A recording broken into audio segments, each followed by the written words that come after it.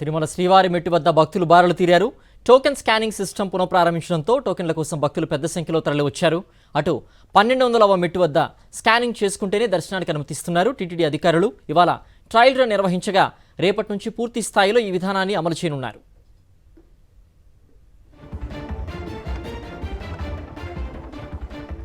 మరింత సమాచారం మా ప్రతినిధి ప్రసాద్ అందిస్తారు.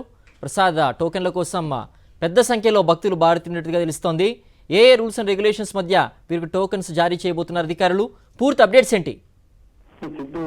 శ్రీవారం మెట్టు మడకదారిలో గతంలో ఉన్న విధానాన్ని తిరిగి టీటీడీ అమలు చేసింది. ఏదైతే మడకదారిలో గతంలో టోకెన్ తీసుకున్న తర్వాత మర్చిపోయిన వాళ్ళు అనంతరం మడకదారి మధ్యలో మరొకసారి స్కానింగ్ చేసుకున్న వారికి శ్రీవారి దర్శన భాగ్యం కల్పించే విధంగా ఉండేది. గత సంవత్సరం చిన్నారి రోజుల మీద చిరుత దాడి చేసి అత్యంత కిరాతకంగా చంపివేసిన పరిస్థితుల్లో టీటీడీ అప్పుడు నిర్ణయం తీసుకుంది. స్కానింగ్ లేకుండా ఆ టోకన్లన్నీ కూడా తిరుపతిలోనే కేటాయించి ప్రతి భక్తుడు కూడా దర్శనం చేయించేది. ఇప్పుడు ఆ విధానాన్ని మార్చి గతంలో ఏదైతే నిర్ణయం ఉండేదో అదే విధానాన్ని టీటీడీ ప్రయోగాత్మకంగా నేడు ప్రారంభించింది. రేపటి నుంచి కూడా పూర్తిగా అమలు చేయనుంది.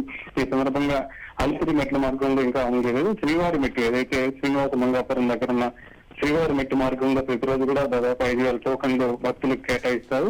రేపటి నుంచి టోకన్లు పొందిన భక్తులందరూ కూడా శ్రీవారి మెట్టు మార్గంలోనే 1200వ మెట్టు వద్ద మరొకసారి స్కానింగ్ చేసే విధంగా టీటీడీ ఏర్పాటు చేసింది. అక్కడ స్కానింగ్ చేసుకున్న అనంతరం భక్తులు తిరుమలకు రావాలి. ఎందుకంటే ఇప్పటివరకు టోకన్లు పొంది ప్రతి భక్తులుగా టోకన్ తీసుకుని అట్లా కట్టే వాహనాల్లో తిరుమలకు చేరుకుని సోమవారం దర్శనానికి వెళ్లే పరిస్థితి ఉండేది.